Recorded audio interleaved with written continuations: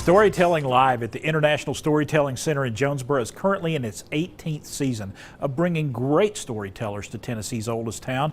And this week's storyteller in residence is Barbara Mcbride Smith, and we welcome her to Daytime Tri-Cities. Thank you for being here. Thank you. You're going to give us a little sample of your storytelling, but how would you describe your storytelling to folks? Well, my storytelling, it started out, I think, the day I was born, because my parents were wonderful storytellers. My grandparents were storytellers. So it's something I just grew up with. It's just sort of a part of who I am. So I tell a lot of stories that are true life stories. I also tell Greek myths, but I tell them in the style that I heard them as a child growing up in Texas. And I tell some biblical stories, so it's a broad repertoire.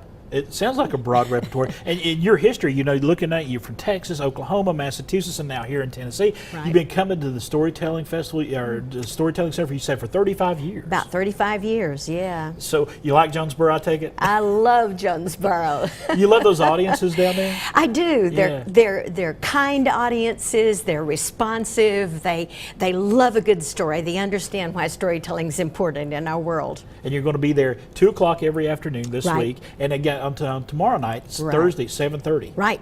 And that's going to be a very special performance there. Right. Tomorrow night I'm doing a show called Greek or What? What? And hopefully it's a way of bringing Greek mythology back into our world today. We've never lost it, but a lot of us who heard it as children, grew up with it, we're discovering that people today don't know those stories the way we might have 50 years ago. So we want to bring that kind of storytelling back and say these stories are wonderful. They're old, but they're still so contemporary. They got a message for today. Absolutely. Give us a small sample. Give us a sample of what folks can expect. Okay. Well, I'm working on some stories now that I'm getting ready for Father's Day. Okay. This Saturday at the center, I'll be doing stories about mothers. Right. But then, of course, very soon after that, I'll be doing some storytelling for Father's Day. So this is a story that goes back to my youth. Hearing my dad loved to whistle and sing while he worked. And one time he told us that when he retired, he was going to play the bagpipes. Now, my dad had never played an instrument before in his life, and so we have found that hard to believe. So we asked him why. And so what my dad would always do, he would put a little story, sometimes an anecdote or a joke, into a longer piece, so that's how I tend to do it. So this was a little piece he told us. He said, once there was a man, and he said when he retired, he wanted to play the bagpipes. And so sure enough, he did. He took up playing the bagpipes, and he got good at it. He was real good. And so the people in town invited him to come and play at their churches and their synagogues, and he played at weddings and funerals and celebrations and ceremonies.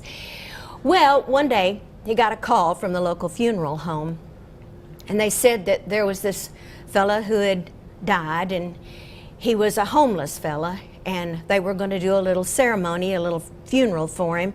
Didn't have any family, anybody that could come, but they wondered if this bagpiper would come and play at the little ceremony at graveside. And the man said he'd be glad to do that. So he got directions for where the cemetery was located. It was way out on the outskirts of town. Took a while to get there. Well, he drove out and he wound around through the country roads and he got lost.